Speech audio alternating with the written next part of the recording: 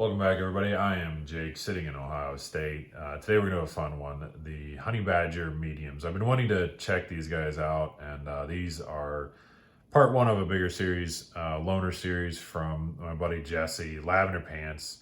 You guys know him, he's my knife heartthrob. That dude's got so many cool knives and just such a rad collection. I finally got to meet up with him, have a little lunch, and so he just started shoveling me a couple knives to check out, and he gave me quite a few, so I'm going to try to get through these. I've had them for long enough. So anyways, let's get back to these guys. Look, you're probably well aware of these already. I just wanted to check them out, and since I had them, I might as well do a video. These really, caught fire really quick. They are an overall just, look, it's a great buy. They really are, so let's go to the specs out of the way. As you can see, I have two of them laying here. One is the 8CR version with the forward choil. The other one is the D2 version. Now, someone can correct me. I went on their website to look further into this.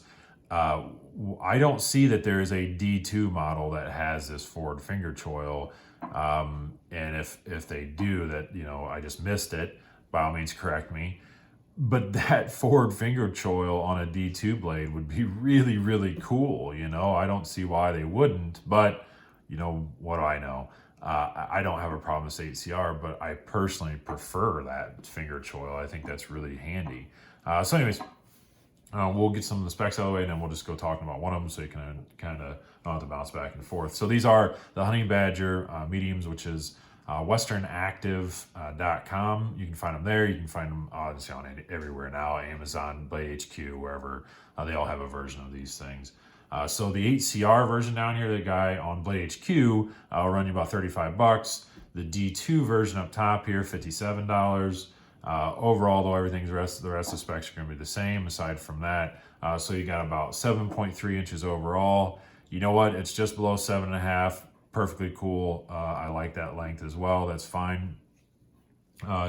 Weight-wise, they keep it nice and light. We're going to go ahead and set this D2 one off to the side, and I'll just mostly talk about this guy from here on out.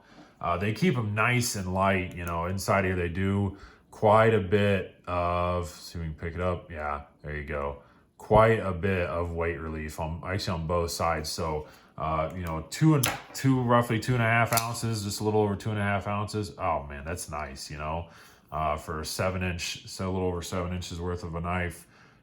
That's terrific. That's a great balance there of those two sets. They did a good job. FRN on the handles only, which is again fine with me, especially at this guy. We're talking about $35. That's terrific. Ball bearings. Now the bearings in the pivot system, that's pretty cool. At that price range to be able to get something like that. I'm sure I wouldn't take these apart. They're not mine, as I said. And if you take these apart, probably just put a little bit of KPL in there or nano oil, whichever you prefer. I bet it would probably almost drop shut. It's not a overly light blade. You can see it's a pretty good thick blade stock, but it's pretty doggone good. So the action on it nice and smooth, as you can see. Flip it real easy. Thumb flip it out. Slow roll it out. Reverse flick, yep, easy enough. You can reverse flick it out. This is actually really, really fidget friendly, and I appreciate that. I will tell you that again, this finger choil to me makes this knife. I think it's quite functional. They did a great job with all the jimping on there, all the way up, right up until the blade. Spyderco does, one extra little step on theirs, where they put that little extra, notch right there, a little extra nubbin. But other than that, they did a great job on the jimping, so it's quite comfortable in hand, even for bigger hands. They also did a really great job of, it's just an added measure in there. It still works perfectly fine and is balanced nicely. I talked about that on the cold steel Lawman, where you can still use this quite nicely without it. They got several rows of jimping here along the back, as you can see on the spine of the blade and on the back side of the scales as well. So even if you're just holding it back here, works fine as well. So like with that D2 version, where you don't have this option, at least in this one, again, correct me if I'm wrong, you can still use this, and it doesn't feel odd to use it. But I like the idea of having that forward finger choil on there to really get, if you're going to be using sort of the heel of the blade, maybe you're doing some real press cuts or whatever that may be. It's quite comfortable. Like I said, the action is terrific. In hand, either way, with or without that choil, works really great.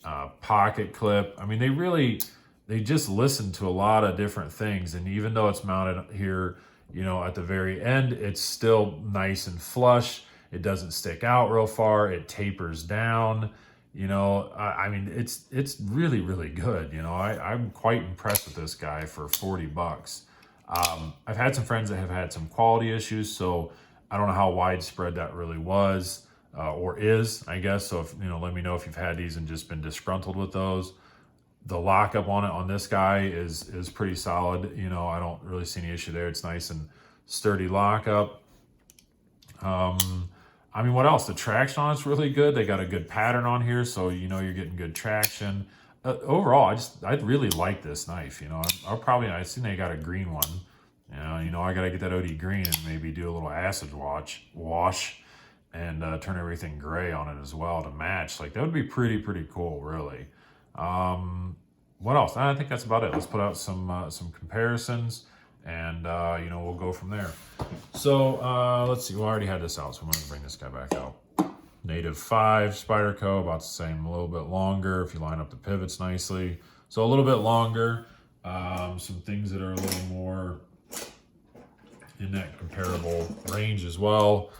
The Bird, that's the Metal Lark 2, which is sort of your Delica version. So you can kind of see a little bit longer than that. These guys off to the side.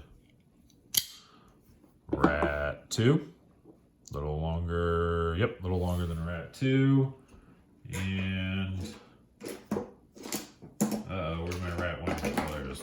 Sorry, couldn't find it in my pile of knives here. There's a Rat 1, so definitely not near that big.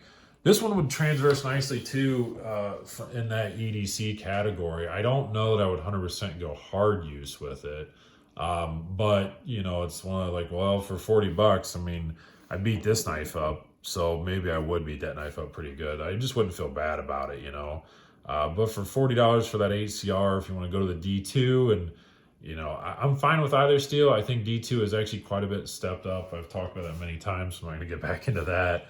But look, the Honey Badgers mediums, again, they blew up and then they kind of went away. But maybe you want to revisit it. I wouldn't hesitate to have someone pick one of these up. That's definitely what I would say. I would absolutely recommend it if they're just getting the knives and they just want one knife. By all means, get the HCR, get the D2. You'd be happy with it. Going back to action, I'm so astonished at action for such a cheap knife. Really, with that thumb hole the way it is, or thumb slot the way it is, you don't even need that flipper tab. It's just great. This is really just a great knife. I might pick myself up one. So there you guys go. All right, that's about enough for today. You guys take care. Enjoy your day. Go out, promote some positivity. It's a beautiful sunny day out here, so hopefully it is where you are as well. All right, everybody, take care.